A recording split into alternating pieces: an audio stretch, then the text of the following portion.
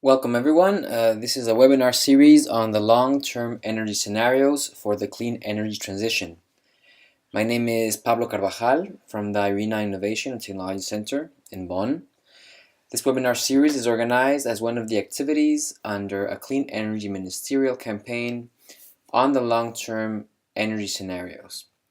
It is aimed at promoting the wider adoption and improved use of long-term energy scenarios in guiding long-term transition to clean energy. The campaign addresses three interrelated themes.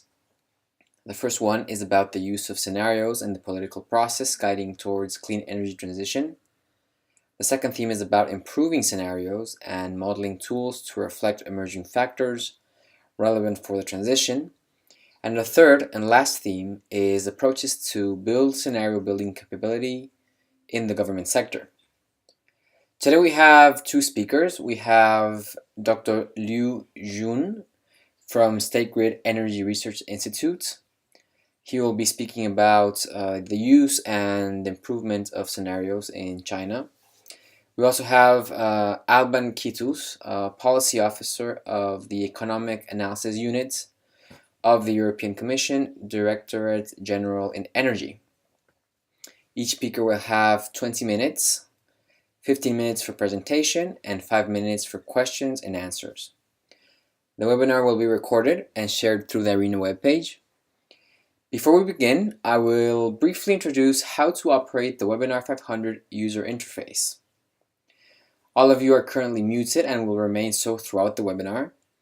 If you have a question, please send your questions to us using the question feature on the webinar panel. Questions can be only reviewed by us and not shared with the audience.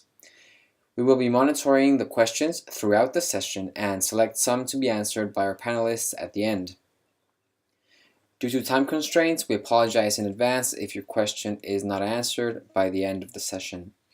If you experience any technical difficulties, please try to reconnect by dialing in via phone. You can get the number by clicking on the phone option located on the webinar panel. You may also download the presentation slides in PDF in the handout section. If your technical difficulties remain unresolved, you may write to us through the question section. We will try to help you. Thank you. We welcome then our first speaker, Dr. Liu Jun.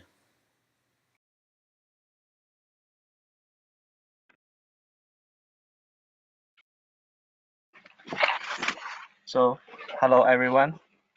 I'm Liu Jun from State Grid Energy Research Institute, and today I'm very pleased to share some findings and some modeling or scenarios when we based on our China case study to join this webinar activity.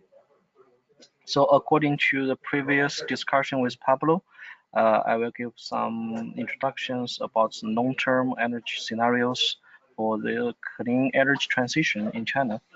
I have to mention that as an Institute of Power Grids company, we mainly focus on the research of power grids planning under the National Energy Strategy. So in my presentation, I will mainly focus on the perspectives from power grids company and how to plan an efficient and economical power grids to support clean energy transition in the long term. Okay, next, please.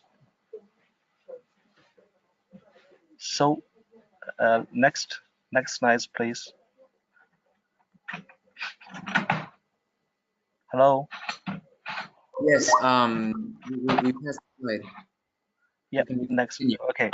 Okay. At the beginning, I would also like to introduce or give you a quick view of our institute, State Grid Energy Research Institute, which we call SGERI for short, is aiming to establish a think tank for the State Grid Corporation of China, and we are an exclusively invested subsidy of SGCC, and our many research fields was divided into 4 fields, just like energy and power development and energy economics and energy structure and policy and the grid development and the corporate development, and we In these fields, we divided for 30 research specialists.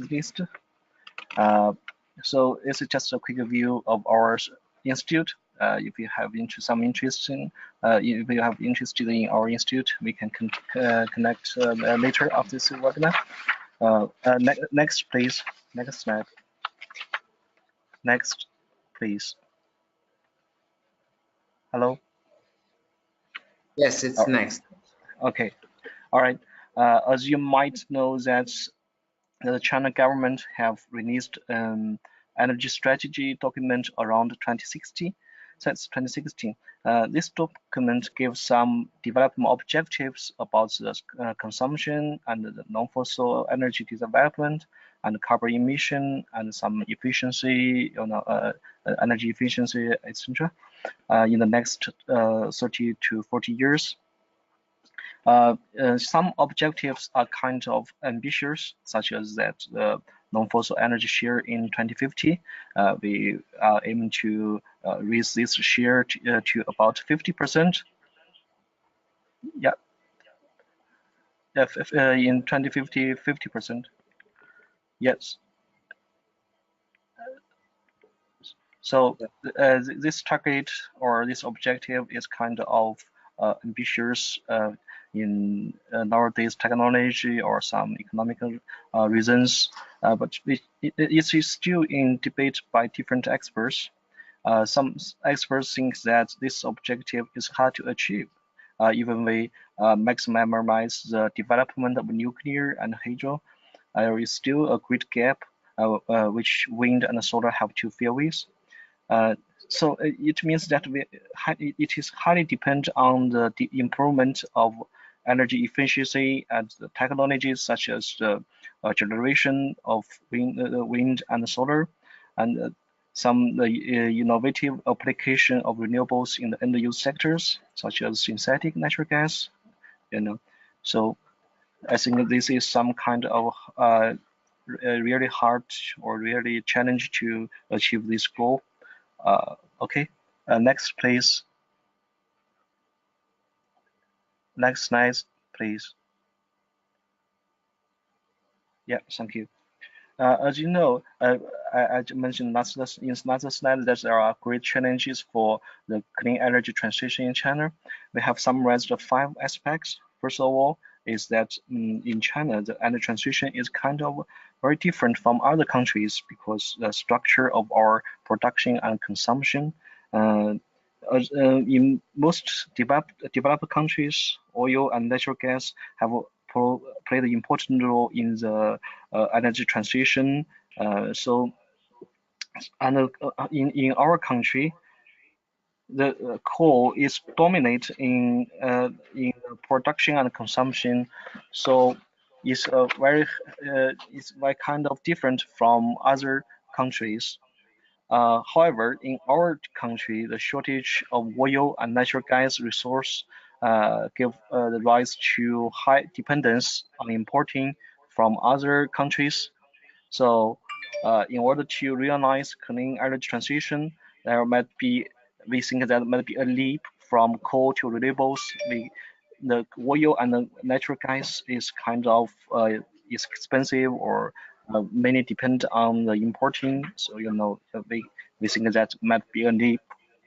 In addition, there will be great potential in energy saving and emission reduction in our country, because as you know that we are not just country of energy production and consumption in the world.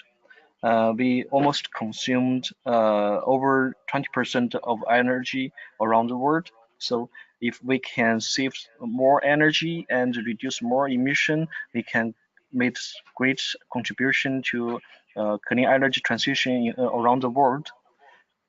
Yeah, so this is the first 2 challenges, and then please next slide, please.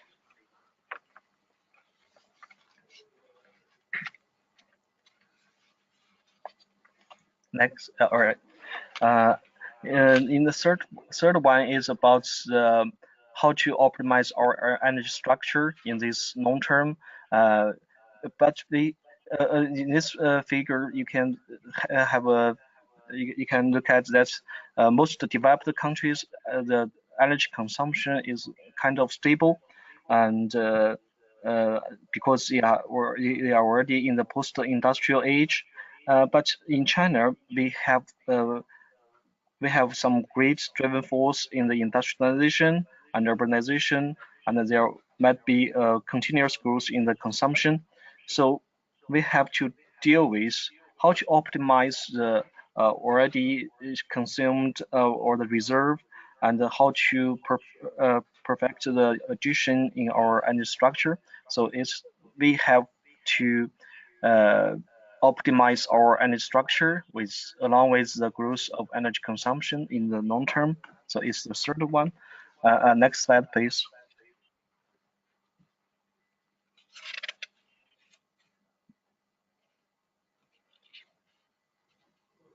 All right. So the last two is about as you maybe know that in our country we have some reformation about our market mechanism. So we have not established a very perfect market. So it's a long way to uh, perfect our market. So in this long term, this will be promoted simultaneously with this transition process. And it refers to multi-regions such as oil, gas, coal, even power. So this is the fourth challenge. And the last is about that, as you know, China is a very big country, and there are regional differences between different regions. For example, about the energy resource, over 70% of hydro was located in the south west regions, and 80% of wind is in the northwest, north, and northeast regions. 60% solar was in the west and north regions. However, most of our power consumption was concentrated in the east and central regions, as you know, in the Shanghai, Jiangsu, or Beijing, is occupy about 70%.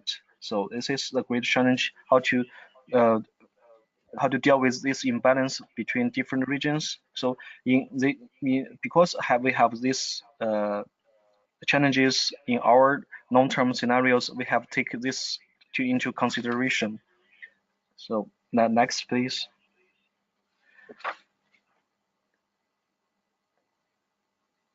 Yes. Thank you.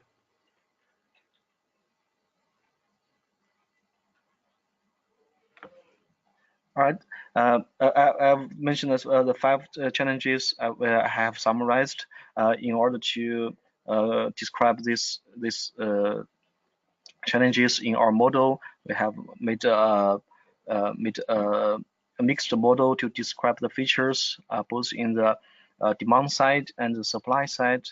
Because we are an institute from the power company, so we mainly focus on the how this power system could support this clean energy transition.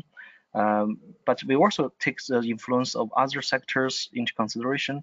In the demand side, the medium and long-term energy demand forecast model was based on energy, economy, and environment system to optimize the future demand.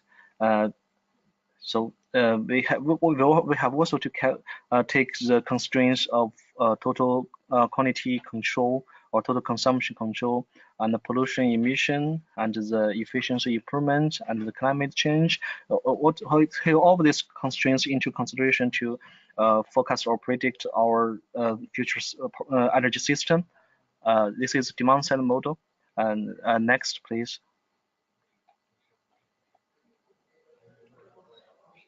Next. Go ahead. Yep. Thank you. Yeah, go ahead. Thank you. So next, I give in this slide, I give some end user energy demand forecast. What we have taken into consideration in this model, we take the the NEP model to forecast our energy demand in the end use sector. We divide these sectors into four parts. First is about the industrial. In this model, we include 30 sub-industries, and the building sector, we take the urban, rural, and public buildings into consideration. And the transportation side sector, we consider about the aviation, shipping, railways, road, etc. And other sectors is about agricultural and some construction industry. So in this NEP model, we made a prediction about the energy demand in the long term of China. Next, please.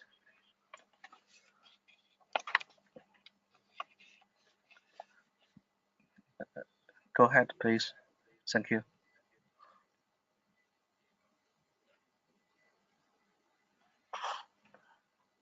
Next, please.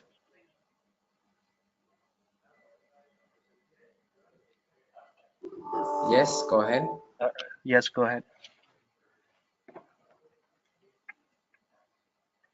All right. This is what I want to talk more about the supply side, because we from the view or perspectives from power grid company, the first task or the main task of our company is to supply or make sure the power supply of this system, energy system, could fit for the energy demand in the long term. So we made a lot of work on this side model.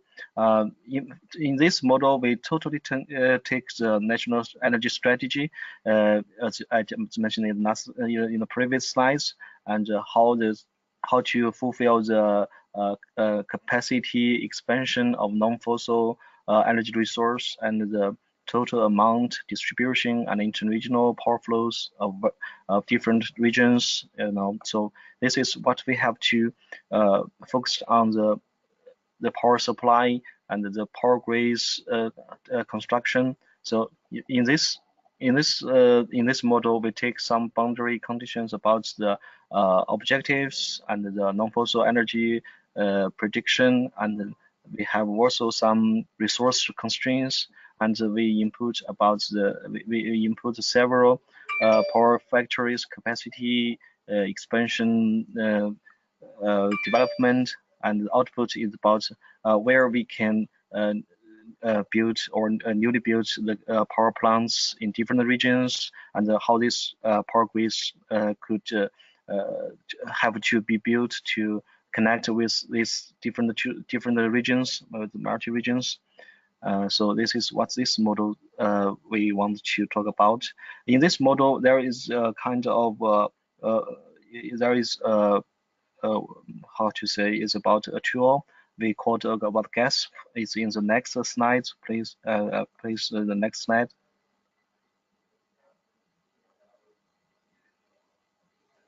Yes. Yeah.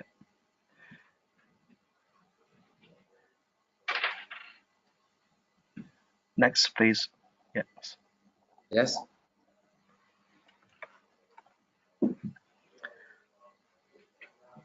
So I think there's some lag about this web or some speed. Yeah. Dr. Okay. We're on the framework of GESP. Yeah. Okay, I have some lag here. So in this framework is about what we mainly talk about the supply side model. Is we have developed a tool which is called about generation electricity system planning model. We call it GAS for short. It's in this model is a bottom-up mixed it's a bottom-up mixed and integer program that use Cplex solver.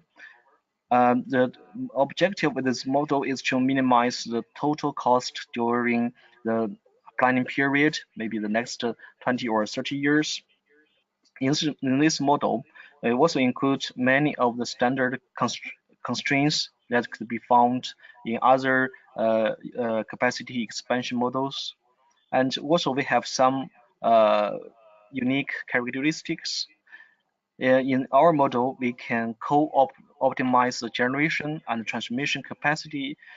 Moreover, we include some production simulation model in this gas framework. In this production simulation could simulate each typical week or each typical day when we use this capacity expansion, because we want to analyze the operation and maintenance cost in this planning period. But this production simulation is kind of rough, so we have some detailed production simulation when we have some for this output of this gas model. The output of gas model we include the generation capacity expansion and the interregional transmission expansion and the system cost and how much curtailment of renewables and some other results. So this is what the main features about of our model. I just mentioned about the production simulation model in this model. Note that, but we have to mention that gas cannot handle the transmission constraints inside each region, because if we include these transmission constraints in our model, the calculation will be very time cost.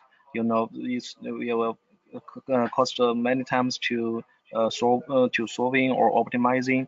Maybe there is not some results out, so we have made a very simple product simulation in our model. So when we have some outputs, we have to put this output to the grid view or other production simulation tools to verify this planning or to verify this planning. You know, yeah. So this is what we have to do. So please next, please.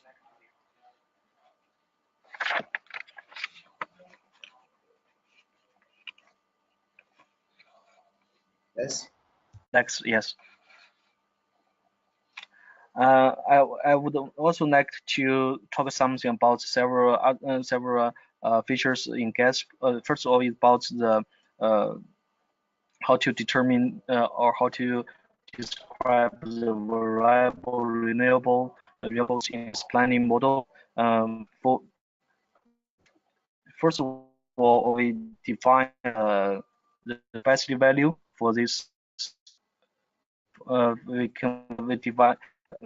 define the different regions and different time for each modeled area. The noon peak and the evening peak capacity value and of solar and wind are calculated based on the forecast or historical load curves and the renewable profiles. Gas also produce a marginal capacity credit or capacity value for this renewable energy for each investment period, as you can find in this how we can calculate the capacity value of renewables in this figure. So next, please. Next, please.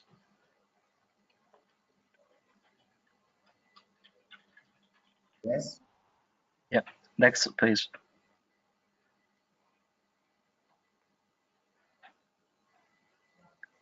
We're seeing VRE scenario generation. Yeah, but in my screen it has not changed yet. All right, I'll go ahead. Okay. All right. For this renewable energy, there are lots of methods to describe the output or profiles of these renewables. In gas, we are using some ways to describe the to generate this renewable output. First of all, we can just use the historical data.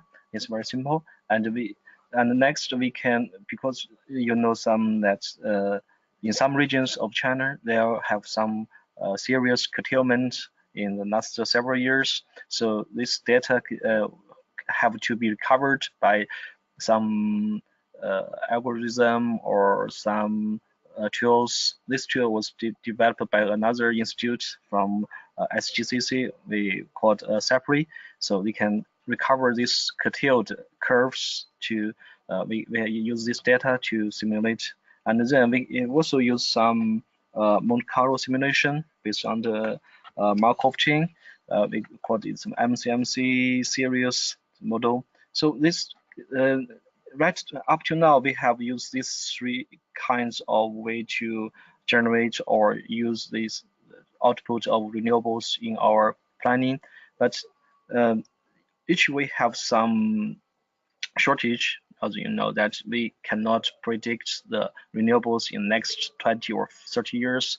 But even there, in some regions, there still have not a wind turbine or some solar panel. Right now, how could we predict the output in next years or next 10 years?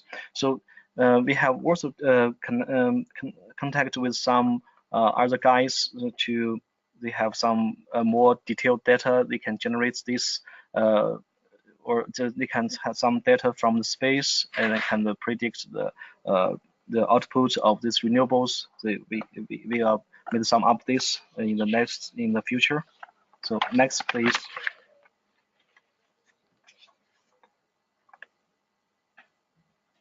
Next, please.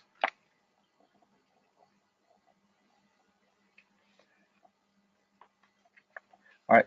About the transmission model is another feature of our gas. This is in our model, we allow the transmission expansion, capacity expansion on existing or the user-defined corridors.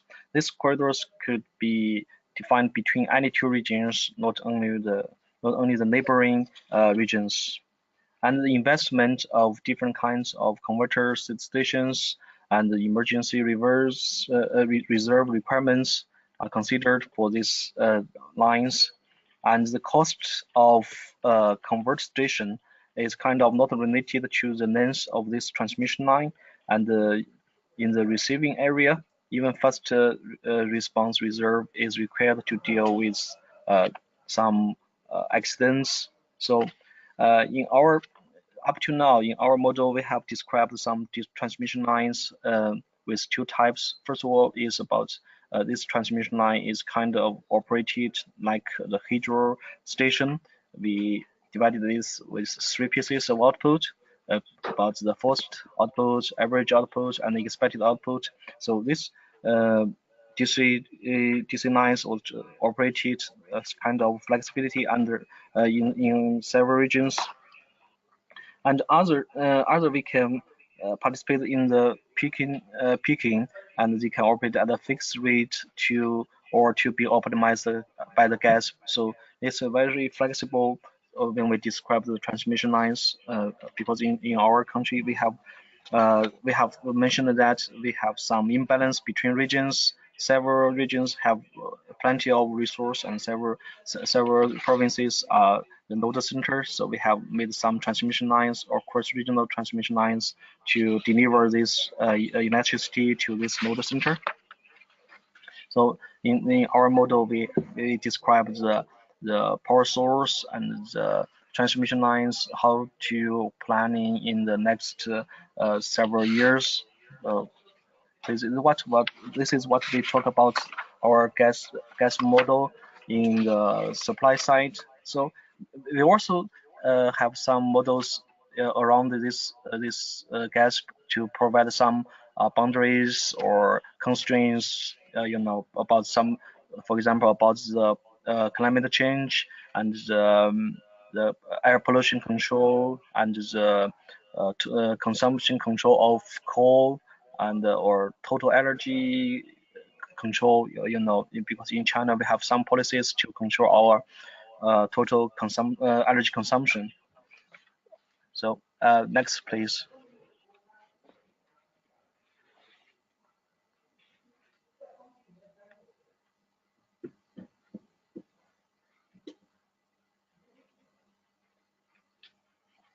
Please go ahead, please. Yeah. Okay. I will also have some introductions about how we can support the policymakers by use our model or scenarios. I have just listed several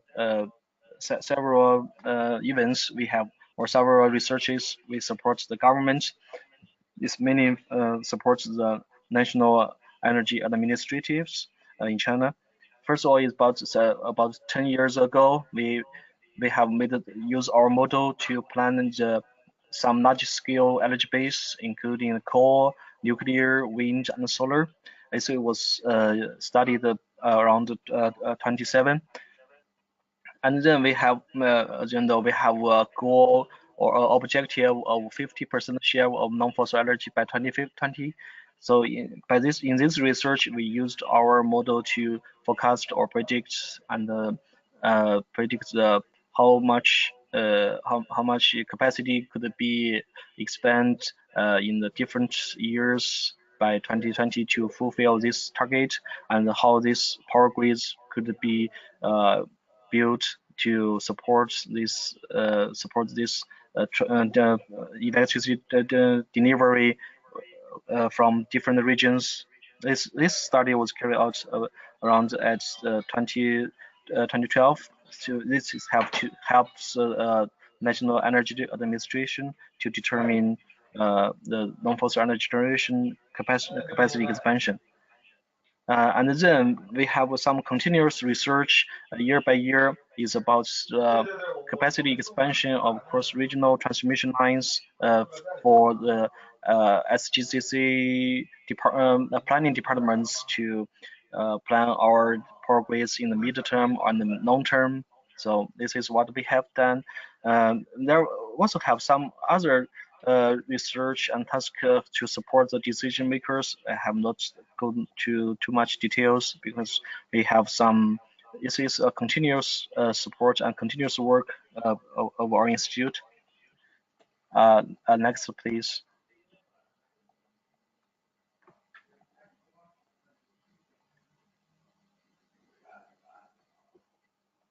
All right, Yes. I finished my presentation. Thank you very much.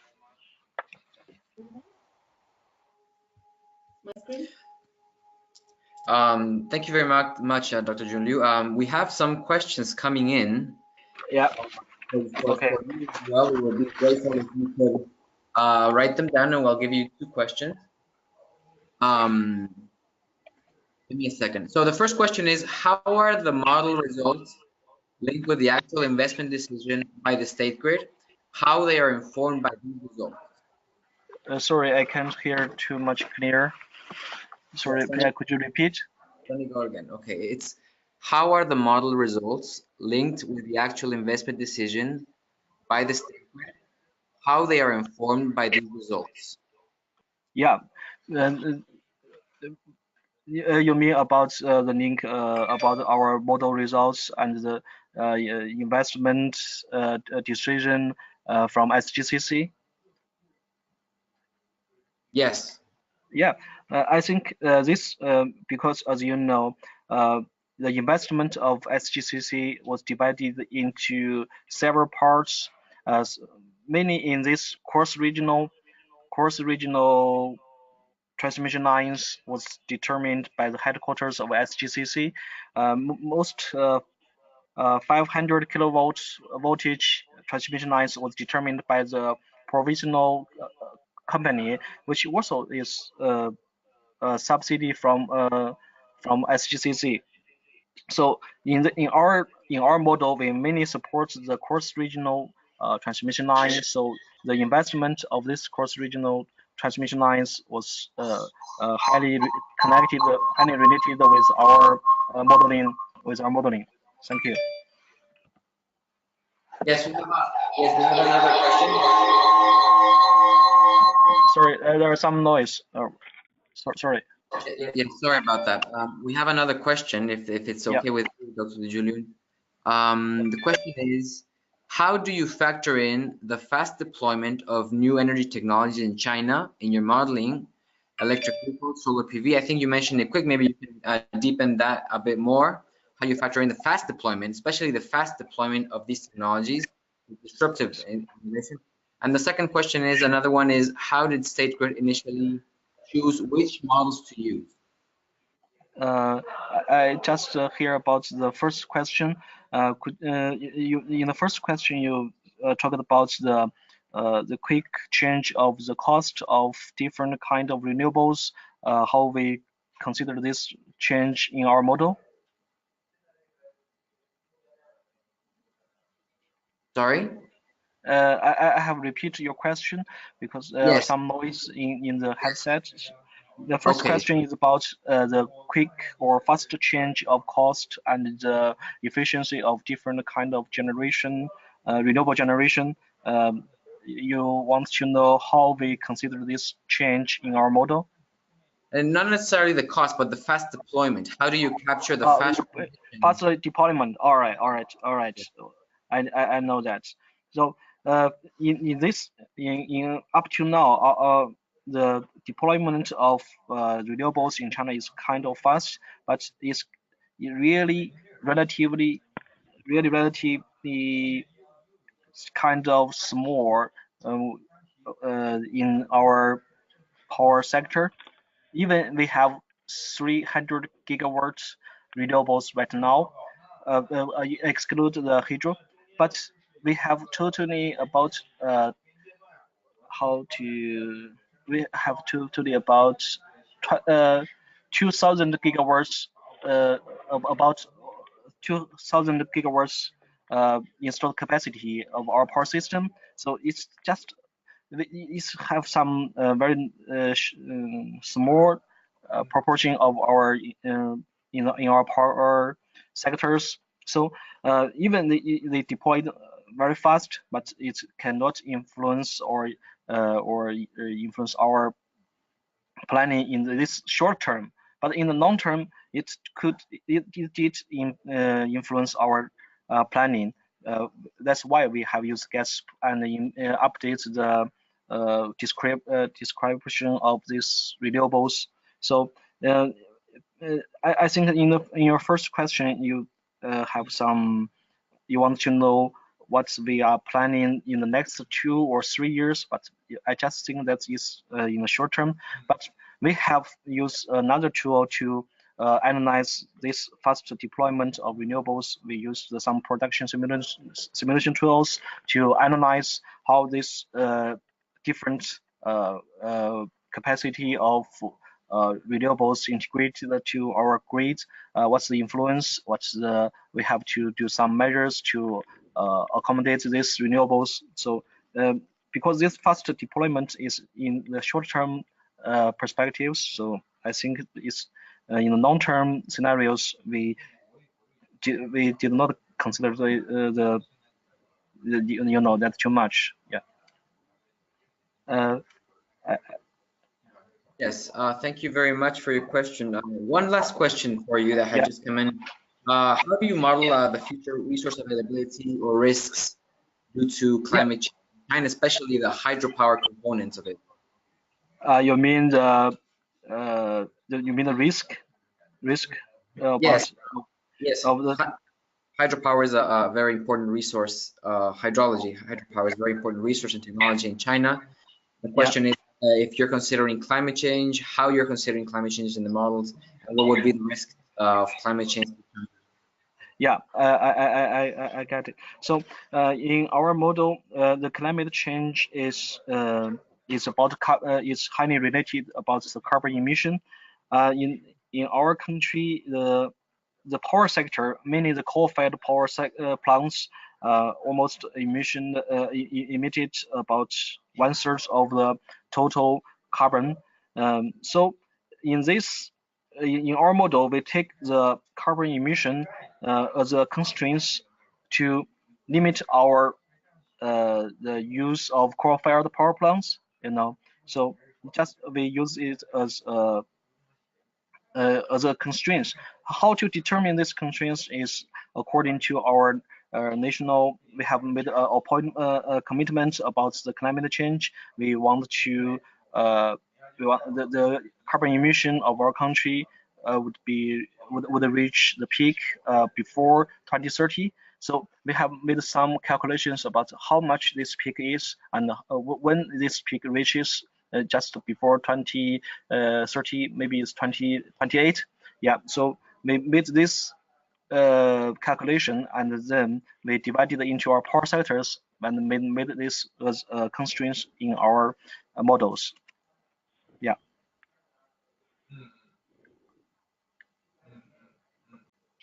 Okay, thank you very much. Thank you. Thank you very much for the presentation. And Yeah. our next speaker is Alban Kitous from the European Commission. Alban, can you hear us? Yes. Good morning. Yes, Alban Kitous is a policy officer, from the Economic Analysis Units from the European Commission, Director General in Energy. So, Alban, thanks for waiting after the lengthy presentation of Dr. Liu Jun, but we hope we can go swiftly through your presentation. Thank you very much. Yes, thank you, Pablo. Good morning, everyone.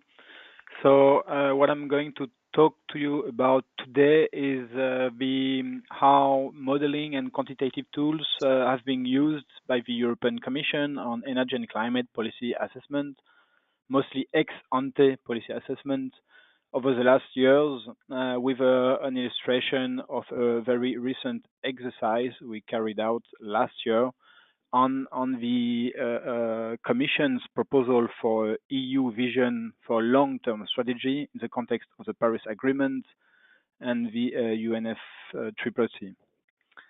So my first slide so next slide, please, shows that indeed the European Commission and especially its Directorate General on Energy, Climate, but also Transport, have a long tradition to use modeling for policy assessment.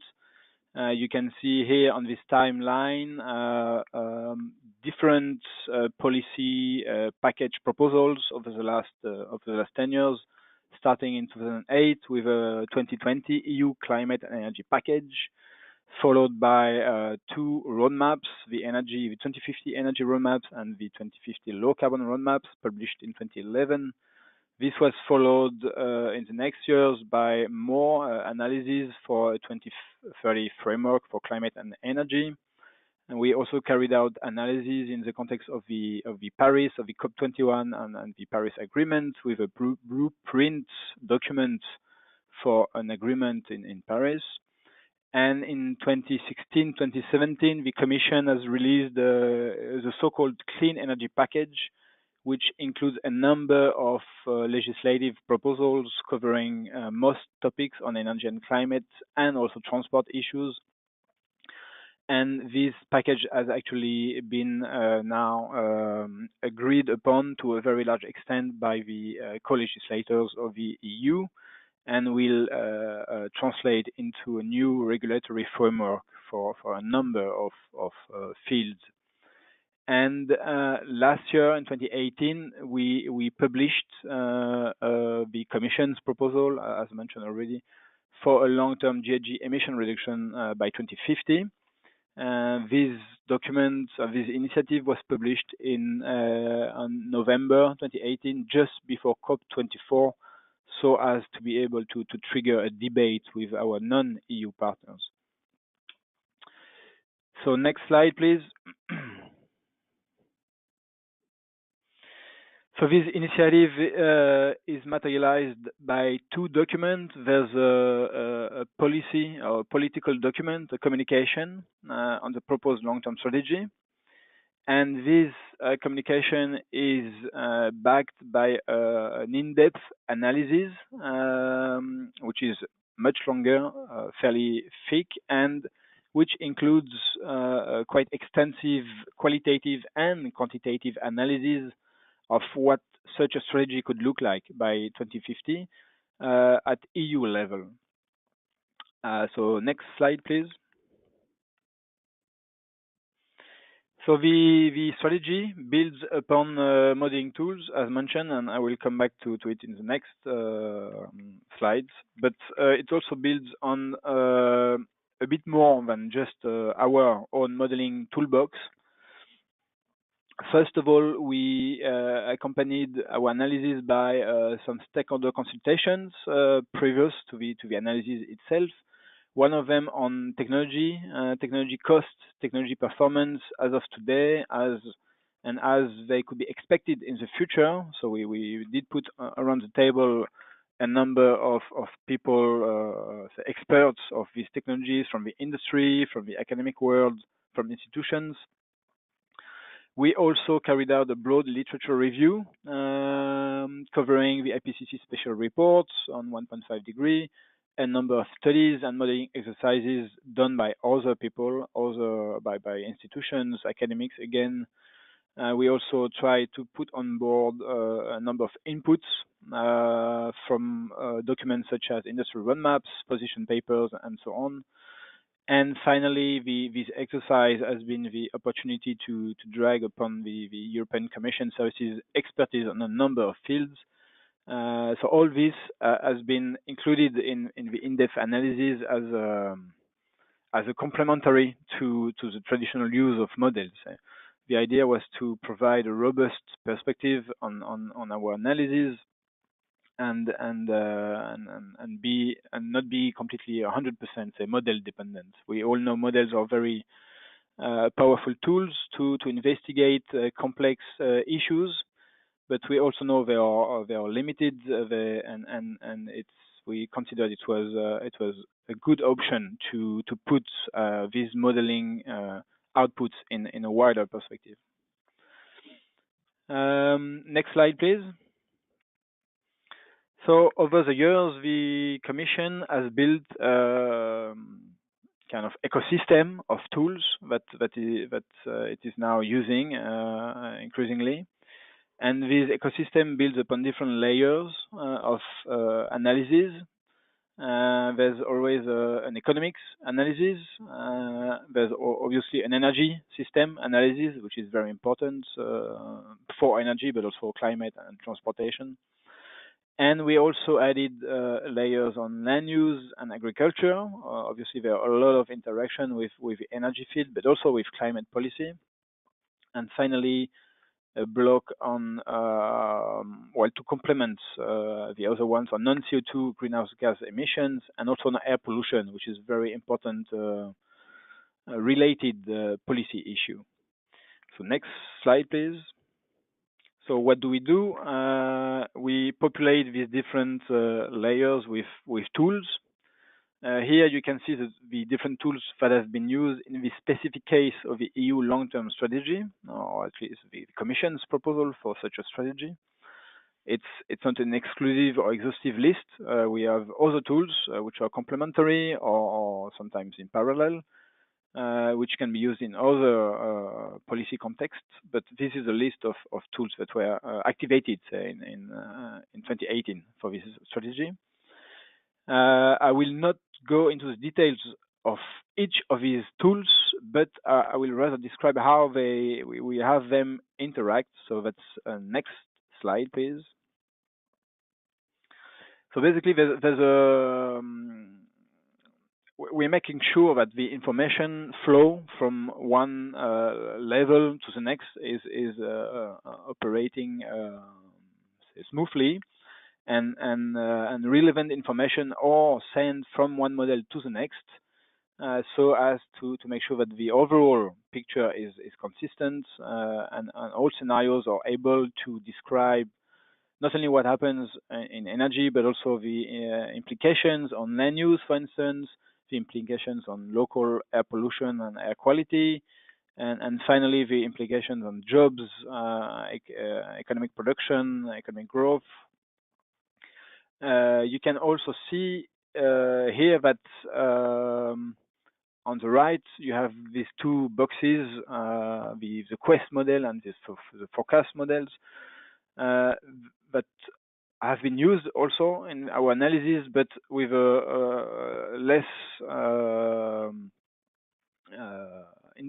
lower level of integration with the other ones.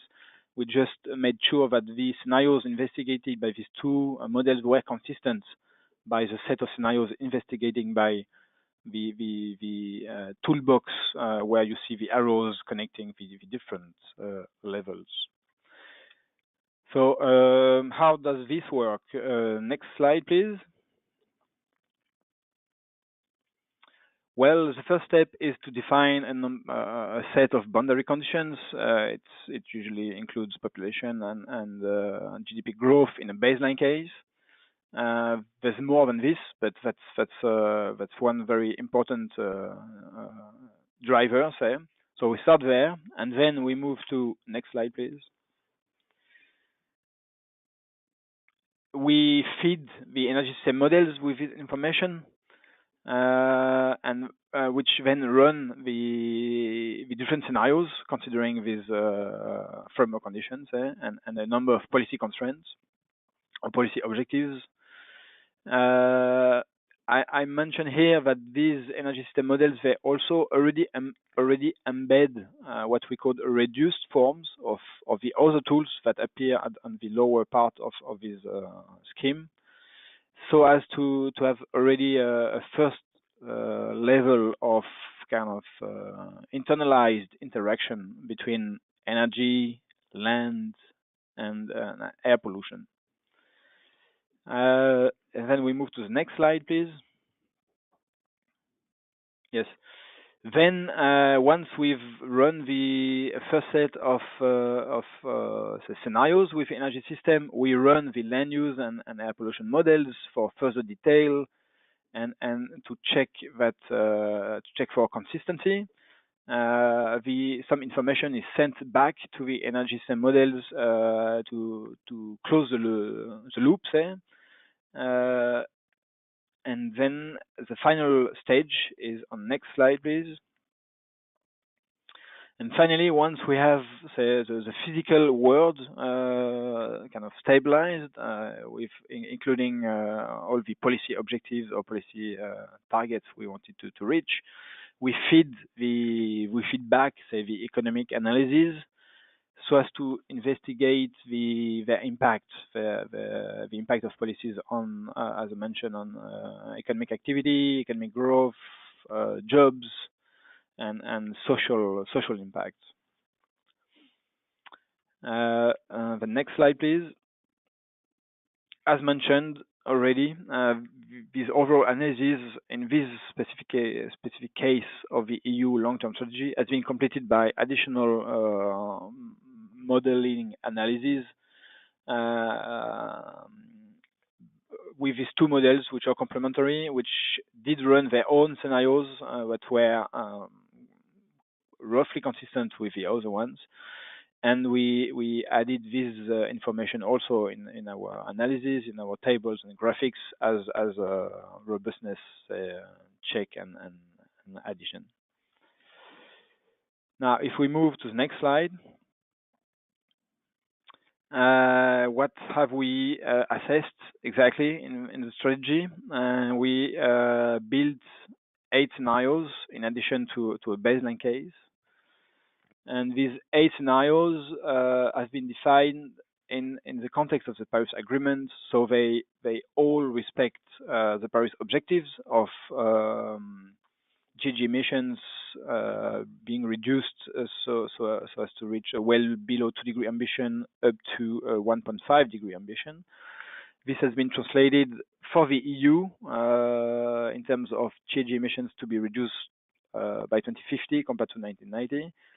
As a minus 80% for the well below 2-degree scenarios. That's the first block or category of scenarios you see there. So the first 5 scenarios, and then the 1.5-degree ambition has been translated into climate neutral, what we call a climate neutral objective with a reduction of 100% compared to 1990.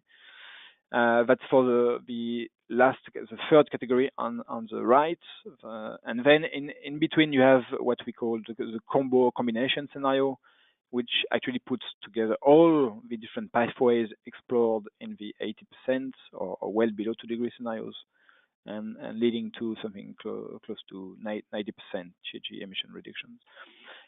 We explore different pathways This is what the different columns you see on the for the first category, especially. You'll see that we explored 3 pathways related to supply, with large electrification of final demand sectors, and hence a very important demand in terms of production capacity. We also explored the scenario with deployment of hydrogen in the economy.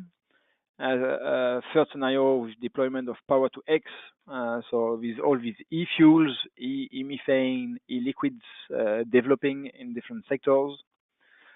And we also explored 2 demand-related scenarios, the energy efficiency case and a so-called circular economy case, whereby we assumed that material used in the economy would be better managed with better recycling, better recovery rates, and a different role for the industry in this context, with secondary materials being say more produced, or relatively more than and less of primary material production, leading to different, say, energy pattern in the industry. Maybe a last point on the 2 1.5 degree scenarios that appear on the right.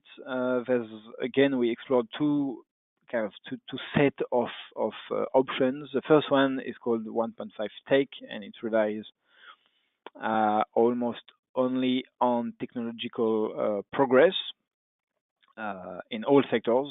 So basically, in this scenario, you see a lot of electrification, some hydrogen, some power to X, energy efficiency, of course. So all the options we know or we expect to deploy or used here at their fullest. And then we have an alternative case, which is called 1.5 life, which builds also on expected lifestyle changes, which would affect demand for mobility, especially long distance mobility, where alternatives to aviation could deploy, say. And also lifestyle changes in terms of food diet. We all know that agriculture is one of the sectors that will be difficult to become, say, climate neutral. And dietary changes might help in this respect, and that leading to reduced need for technologies in other sectors. So if we do better in the agriculture, then the pressure on the energy systems will be a little bit released. The next slide, please. Yes, thank you. And that would be my last slide.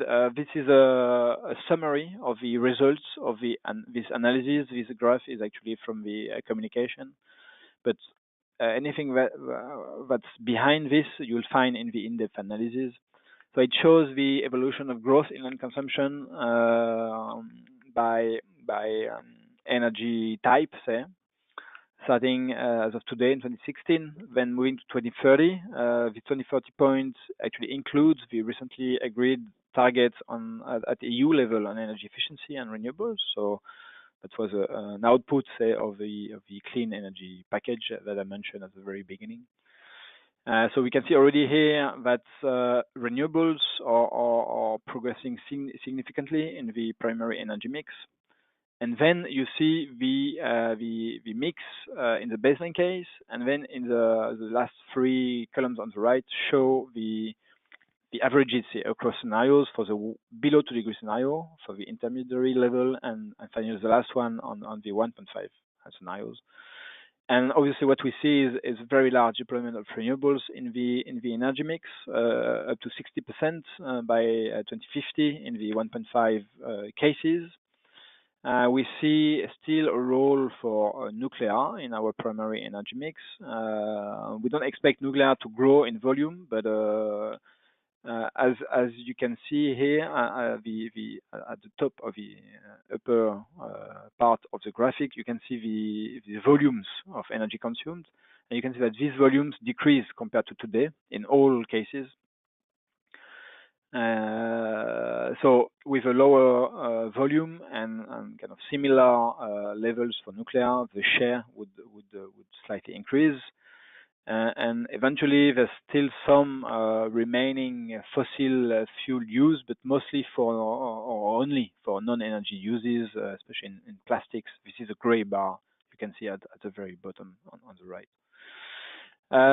If you're interested in more analysis by sector, by fuel, by energy carrier, by if you want to look at the impact of sector coupling and more, I invite you to have a look at the in-depth analysis. You'll find there a number of information and sources that can be also useful. And I'm done. You can, next slide, please. But that's my, thank you for your attention. Thank you, Alban, for that presentation. And it's very interesting what the EC is doing regarding modeling scenarios. We have a couple of questions coming in, and I would like you to please address them. First of all, it's you mentioned that you developed 8 scenarios. The question is, how do these different pathways compare? Are they mutually exclusive? Under which criteria? And above all, how does this comparison of scenarios feed into the policymaking? How is it communicated to the policymakers to keep a clear message through the diversity of scenarios that you're producing? That's the first question. Yes. Shall I start with this one? Okay, so indeed, we produced 8 scenarios. First of all, they differ in terms of ambition. There are actually 3 categories of scenarios. So that's the first level of distinction, which is very important for the policy level. You may know that the Commission has opted for the climate neutrality objective in its communication. So that's basically the 2 scenarios that you would see on the right. But having said this, we wanted to have a comprehensive picture, also in line with the Paris Agreement, hence the attempt to broaden the scope to this well below 2-degree ambition, which is still ambitious, but slightly less so than the climate neutrality. In general, this document is not policy prescriptive.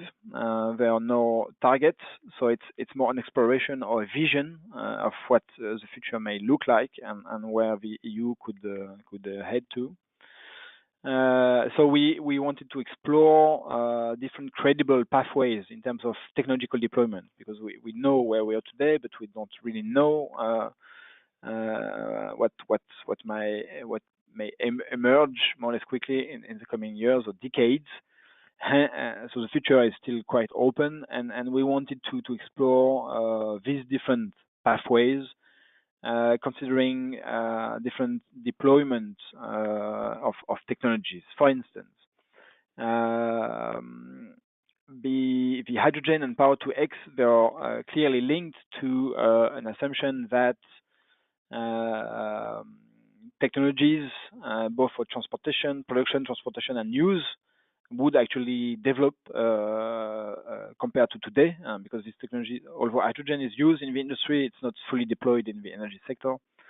So there, we assume that there's a technological, not breakthrough, but improvement and industrial capacities in place to deliver the supply chain, and thus these fuels become available.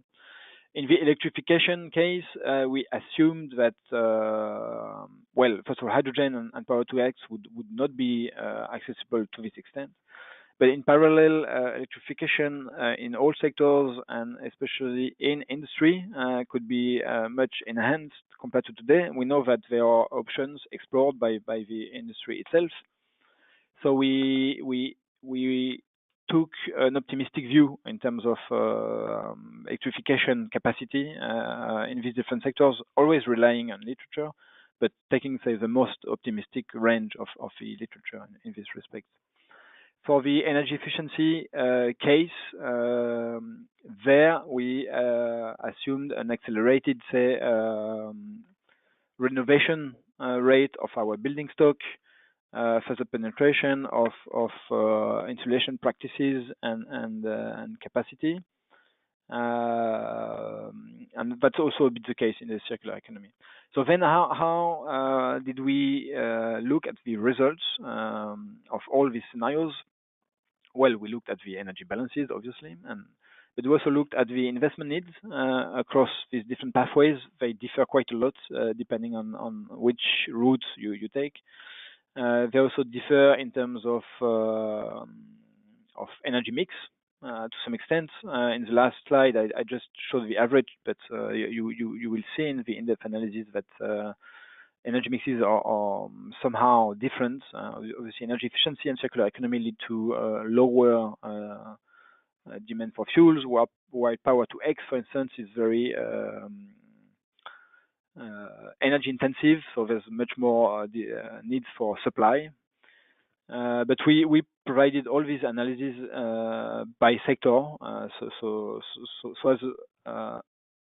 that the policy making level could make a judgment and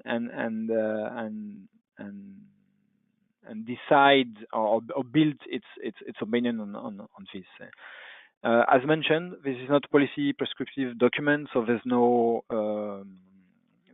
target setting out of this. This is a policy document to trigger discussion with other policy levels, especially member states. I mean, other institutions within the EU, the European Parliament, as member states, and different committees, also civil society. So the aim was to provide a comprehensive overview of what things could look like and what would be the implications.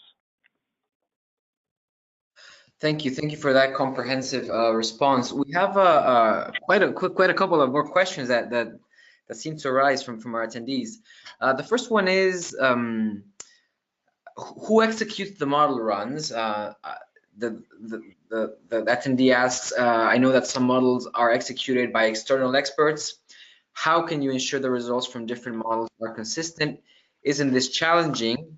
And of course, if you do in-house modeling as well, what's the trade-off you find between in-house and outsourcing modeling capacity, and how do you deal with the different assumptions that come from different perspectives from models and scenarios? That's a big question that we would like to address to you. So if you show maybe slide 7, so if let's start with the different models used.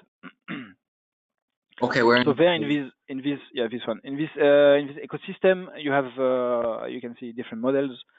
Some are actually operated in-house by the European Commission.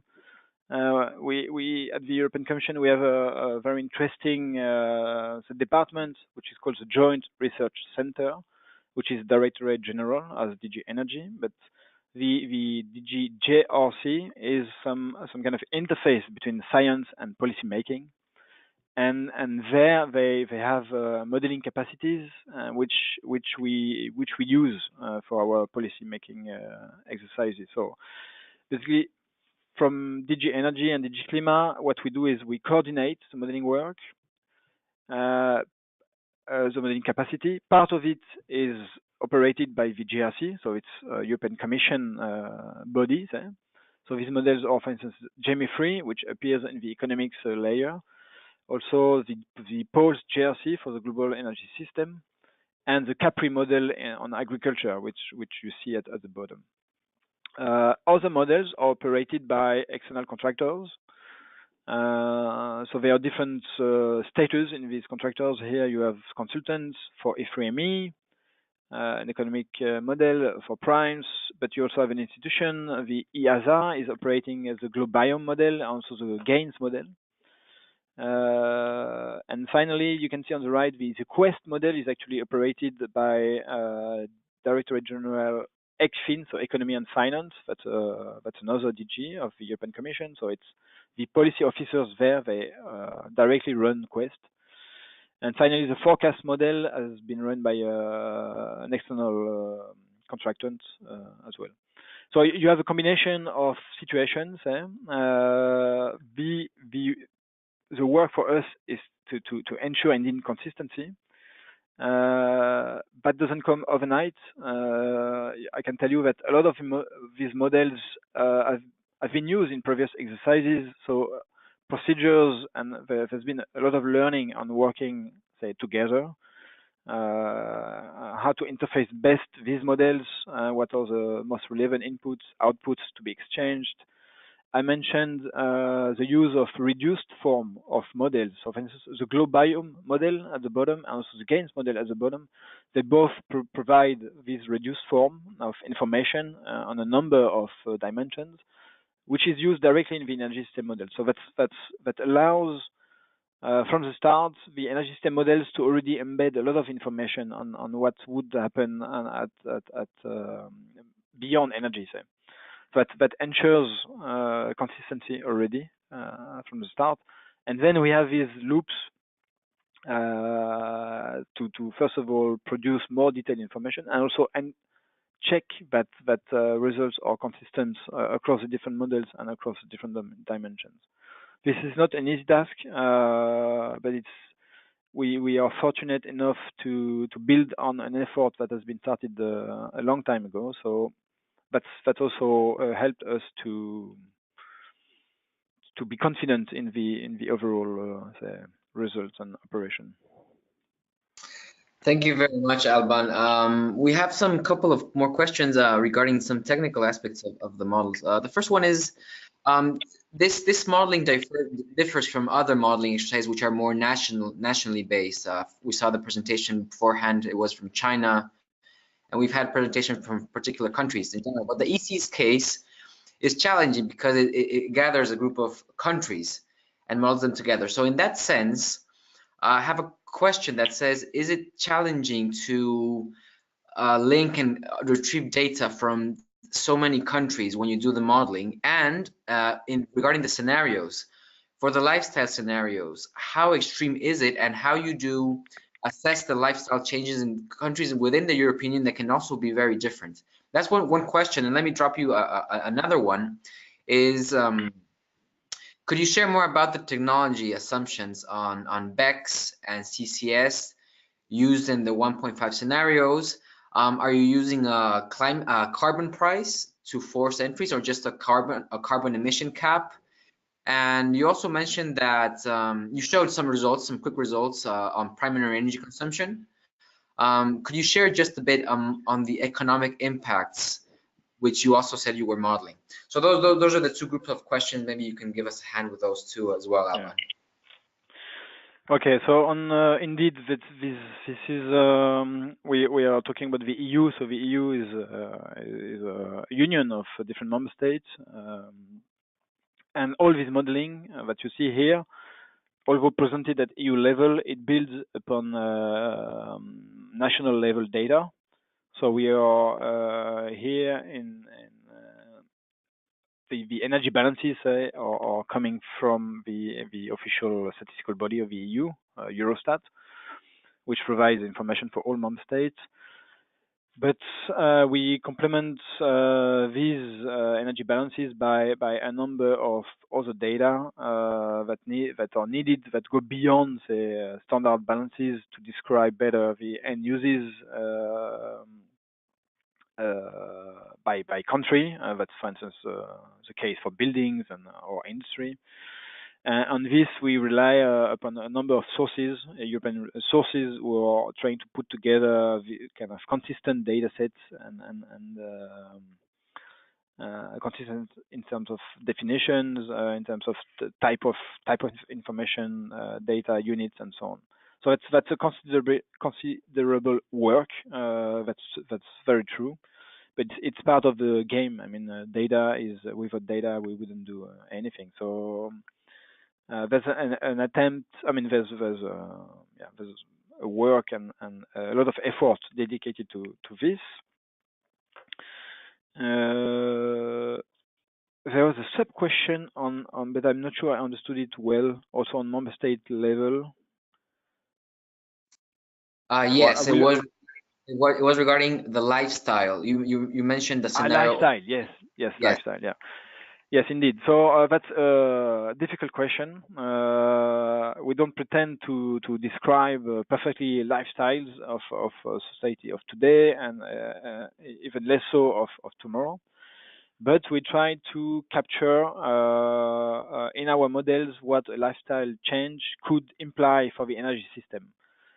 So I mentioned lifestyle, especially for transportation. So we considered that part of the long distance flight for business, for instance, would be substituted by new means, for instance, video conferencing, which would deploy compared to the baseline case, which would deploy faster, and so as to replace this kind of physical mobility by a virtual capacity to exchange.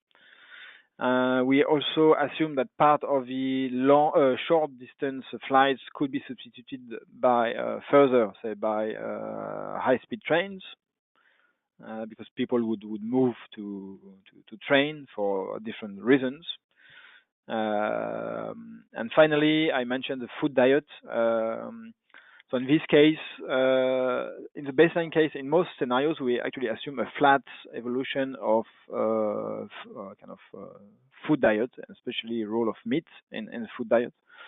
But in the life scenario, we assume that the recently observed trends in terms of uptake of meat, say, in our food diet, would kind of continue, and which would lead to a slight reduction of meat in our food diet and of meat production at EU level, which would participate, say, to the mitigation of GHG emissions from the agricultural sector, which would also release land for other uses of biomass, for instance, for bioenergy, and so on and so forth. Finally, there's the circular economy dimension. Here again, we assumed that part of the primary, so the recycling rate of different materials would be increased compared to today. And we assume that it would translate into a shift from primary production to secondary production for a number of materials. So these different assumptions are presented in the in-depth analysis document at EU level. We didn't really check what it meant at national level, at member state level. Finally, there was a question on assumptions, technology assumptions. There's a set of questions there. You will find the technology assumptions assumed in this exercise on our website. So if you look for the EU long-term strategy communication, you'll find a web page with a number of documents, and one of them is a report that lists the cost and performance assumed for different technologies, including BECCS and CCS, but also many others. CCS develops in our scenario, especially in our climate neutral scenario, so that's the third category, the most constrained category. It develops after 2035, and it develops in a reduced, not so much compared to what we could project maybe only 8 years ago. So there's a little bit of CCS deploying in industry, and there's also BECCS deploying to help the system achieve the climate neutrality. That's especially the case in the 1.5 tech scenario.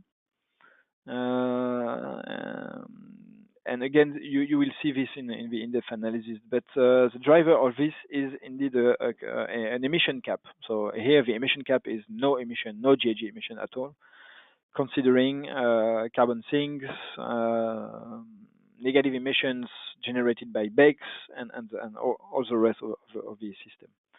And finally, there was a question on the economic impact. So to derive the economic impact, as you can see on the slides 7, if we go back to slide 7, we used 3 models: the GEMI3, which is a CGE, the E3ME, which is a neo-Keynesian econometric model, and the Quest model. This one, which is, I think, a dynamic stochastic equilibrium model. And these 3 models, they kind of rely upon different kind of schools of thought in terms of economics. And the idea was, again, to cover the range of possible outcome or analytics. And you'll see that they show in all our economic results. but they lead to fairly consistent findings. First of all, the impact on GDP is expected to be limited. The impact of such a strategy is expected to be limited, from a very slight negative impact compared to the baseline to a slight positive impact compared to the baseline, depending on the model used. So it ranges from something like minus 0.3% to plus 2%, depending on the model used. The impact on income, on jobs is also expected to be limited at economy level, but that's obviously not the case if we zoom on sectors. As expected, some sectors, especially fossil fuel mining or related activities, would decrease substantially, but other sectors would benefit: the power sector, the agricultural sector with the deployment of the bioeconomy and bioenergy. Also, some services are expected to gain. And finally, some sectors are expected to have to adapt. That's the case for some energy-intensive industry sectors, and also the case for the automotive industry, where we see a very radical change in terms of vehicle types being deployed by 2050. I can also mention that the in-depth analysis, you'll see that there's a chapter dedicated to the macro results, and there's also a chapter dedicated to, or a section dedicated to the social impacts of this strategy. Thank you very much, Alban, for the presentation and for making a reference to the supporting documents. I'm sure our attendees will find this very, very interesting. We already are getting some chats saying thank you for the comprehensive answers. We want to thank once again Liu Jun from SGERI, the State Grid Energy Research Institute from China, for his presentation on how China uses and develops scenarios. We want to thank again Alban Kitous from the EC, European Commission, for his presentation. And to our attendees, thank you for listening, and please remain logged on and tuned in for further new webinars from IRENA on this passionating topic. Farewell to everybody. Goodbye. Bye.